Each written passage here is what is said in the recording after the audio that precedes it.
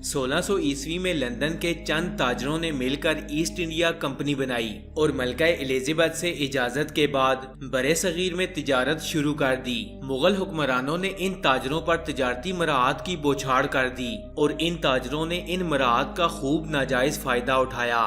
कुछ वक्त गुजरने के बाद इन्हीं ताजरों ने बरे सगीर के मुख्तलिफ हिस्सों पर आहिस्ता आहिस्ता कब्जा करना शुरू कर दिया।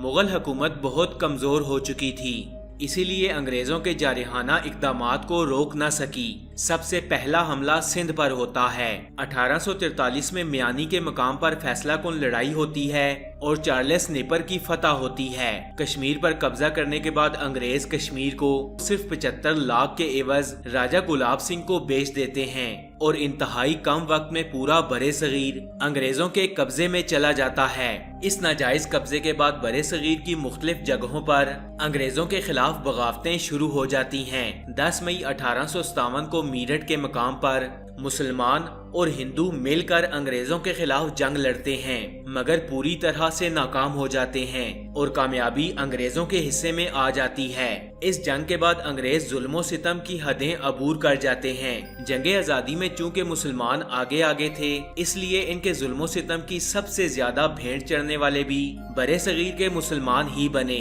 कई शहर तबाह हो गए और चौराहों पर मुसलमानों और हिंदुओं को फांसियां दी गयी। 1857 की जंगे आजादी के बाद मुसलमान मुआशी, तालीमी और समाजी लिहाज से बहुत पीछे रह गए और इनका मुस्तकबिल इंतहाई तारीक नजर आने लगा। इन हालात में सर सैयद अहमद खान आगे बढ़े और मुसलमानों को तालीम की तरफ मशगूल किया।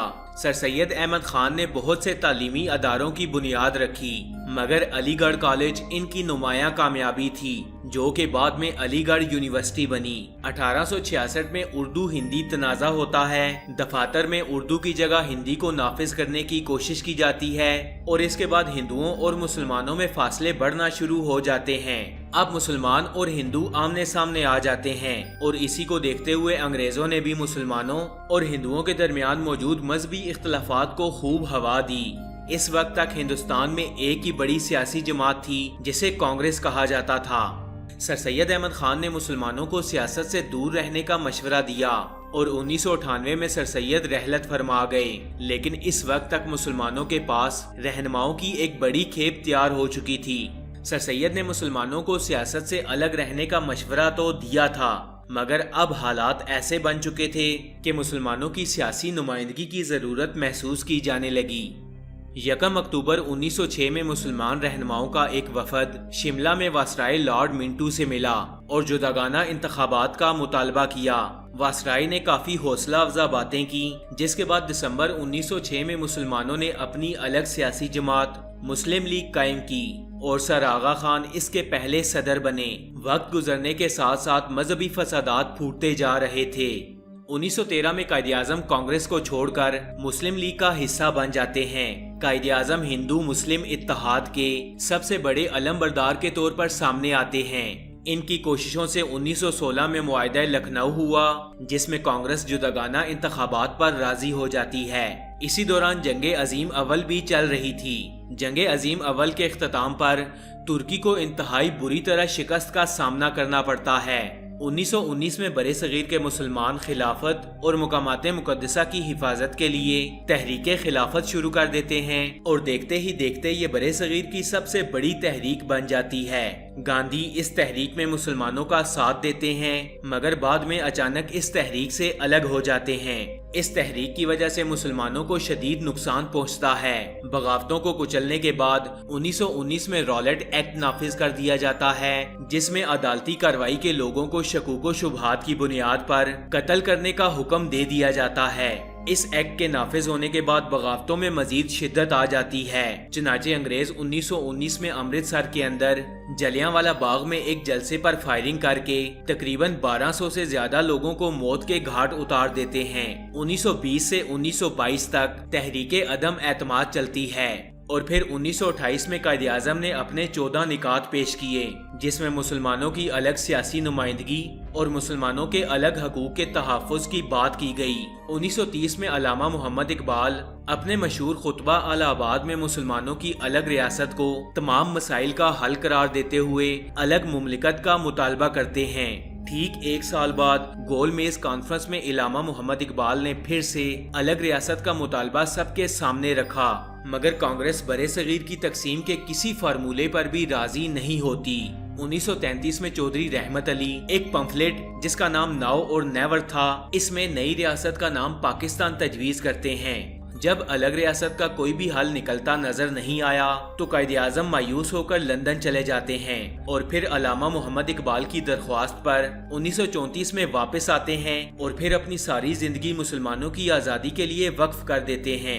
1937 میں عام انتخابات منعقد ہوتے ہیں جس میں کانگریس 1585 نشستوں میں سے 707 نشستیں جیت جاتی ہے، جبکہ مسلم لیگ کے حصے میں صرف 106 نشستیں آتی ہیں۔ اس الیکشن کے بعد کانگریس حکومت بناتی ہے اور مسلمان ایک بار پھر سے اپنے حقوق سے محروم ہو جاتے ہیں۔ چنانچہ 1939 میں جب یہ کانگریسی وزارتیں ختم ہوتی ہیں تو مسلم لیگ یوم نجات مناتی ہے۔ 1940 میں مسلم لیگ کا اجلاس لاہور کے اندر منعقد ہوتا ہے جس میں مولوی فضل الحق قرارداد پاکستان پیش کرتے ہیں جو متفقہ طور پر منظور کر لی جاتی ہے۔ اس اجلاس میں قائد اعظم اپنے خطبہ صدارت میں کہتے ہیں کہ 500 سال اکٹھا رہنے کے باوجود بھی ہندو اور مسلم کبھی اکٹھے نہیں ہو سکے۔ ہندو اور مسلم دو الگ الگ قومیں ہیں اور یہیں سے دو قومی نظریے کی بنیاد رکھی گئی۔ اس کے بعد پاکستان کا مطالبہ زور پکڑنا شروع کر دیتا ہے اور تحریک پاکستان عروج پر پہنچ جاتی ہے۔ مسلمان الگ وطن کے مطالبے کے لیے مختلف قسم کی تحریکوں کا آغاز کر دیتے ہیں، مگر ہندو اور سکھ تقسیم کی شدید مخالفت کرتے ہیں۔ اسی دوران مذہبی فسادات عروج پر پہنچ جاتے ہیں اور 1200 سال اکٹھے رہنے والے لوگ ایک دوسرے کے گلے کاٹنا شروع کر دیتے ہیں۔ 1942 میں کرپس مشن برے صغیر آتا ہے، مگر گاندھی اور قائد اعظم دونوں اس مشن کی تجویز کو مکمل طور پر مسترد کر دیتے ہیں۔ 1944 میں ایک معقولیت پسند کانگریسی رہنما راج گوپال اچاری مسلمانوں کے الگ وطن کے مطالبے کو تسلیم کر لیتے ہیں۔ گاندھی جی متحدہ ہندوستان پر اڑ جاتے ہیں، جبکہ قائد اعظم الگ وطن کا مطالبہ جاری رکھتے ہیں۔ اب ہندوؤں اور مسلمانوں کے راستے واضح طور پر الگ الگ ہو چکے ہیں۔ 1945 میں وائسرائے ماؤنٹ بیٹن شملہ میں رہنے والے رہنماؤں کی کانفرنس طلب کرتا ہے۔ جواہر لال نہرو ہندوؤں کی نمائندگی کرتے ہیں، ستارہ سنگھ سکھوں کی نمائندگی کرتے ہیں اور یہ دونوں تقسیم کے کسی فارمولے پر بھی تیار نہیں ہیں۔ قائد اعظم مسلمانوں کی نمائندگی کرنے آئے ہیں اور یہ مسلمانوں کی الگ ریاست کے علاوہ کسی بھی سمجھوتے کو ماننے کے لیے تیار نہیں ہیں۔ اس کانگریس میں مسلم وزراء کی نمائندگی پر کانگریس اور مسلم لیگ میں زبردست اختلاف ہو جاتا ہے اور ویور پلان بھی بری طرح ناکام ہو جاتا ہے۔ کانگریس اور لارڈ ویول قائد اعظم کو اس کانفرنس کی ناکامی کا ذمہ دار ٹھہراتے ہیں۔ ویور پلان کی ناکامی کے بعد لارڈ ویول عام انتخابات کا اعلان کرتے ہیں۔ کانگریس متحدہ ہندوستان اور مسلم لیگ پاکستان کے مطالبے کے ساتھ میدان میں اترتی ہے۔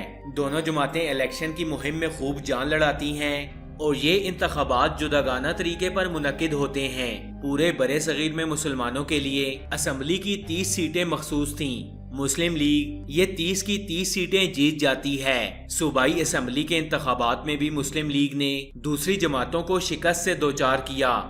1945 اور 46 کے عام انتخابات قائد اعظم کے موقف کی تائید کرتے ہیں اور اب پاکستان کے قیام کی راہ ہموار ہو جاتی ہے۔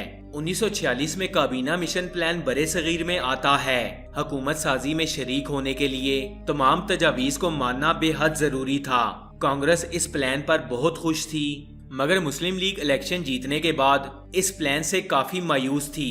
توقع تو یہ کی جا رہی تھی کہ قائد اعظم اس پلان کو ماننے سے انکار کر دیں گے اور مسلم لیگ اس قانون سازی میں حصہ نہیں لے سکے گی، لیکن قائد اعظم نے اس پلان کو منظور کر کے کانگریس کو وردہ حیرت میں ڈال دیا۔ اب کانگریس نے آدھا پلان منظور کیا، حالانکہ عبوری حکومت میں شامل ہونے کے لیے پلان کو مکمل تسلیم کرنا ضروری تھا۔ قائد اعظم کے مطالبے کے باوجود حکومت برطانیہ نے پلان نافذ کرنے سے صاف انکار کر دیا۔ مسلم لیگ اس سے انتہائی مایوس ہوئی اور 16 اگست 1946 میں مسلم لیگ نے یوم راستے اقدام کا اعلان کیا۔ ہر جگہ مسلمانوں نے مظاہرے کیے اور مسلمانوں نے ہندوؤں کے دیے ہوئے خطابات واپس کر دیے۔